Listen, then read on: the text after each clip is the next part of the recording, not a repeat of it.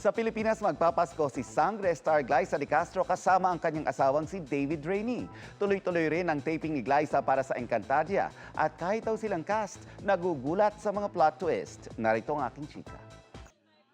Paskong Pinoy ang i-enjoy ni Glyza De Castro this year, kasama ang mister na si David Rainey. Kung dati winter in Ireland ang Christmas nila, sa Baler, Quezon sila this year kasama ang mga kaanak. Sabi ko, this time sa amin naman. He's been looking forward na makapunta sa Baler, makapag-relax sa beach. And actually ako din, it's been a while.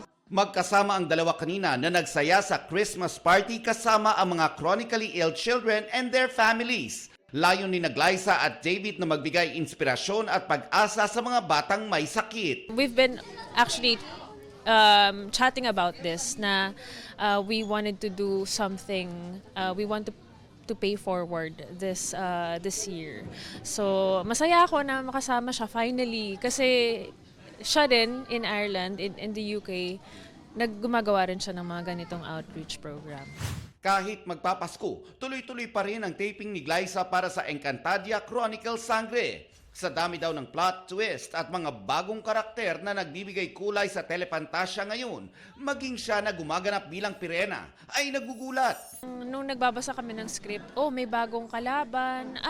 So sometimes we have to parang really review and look back doon sa reference namin, which is yung 2016. Diba? Like si Gargan pala ay nag-i-exist na before. Tapos kalaban niya yung mga iba pang bathaluman.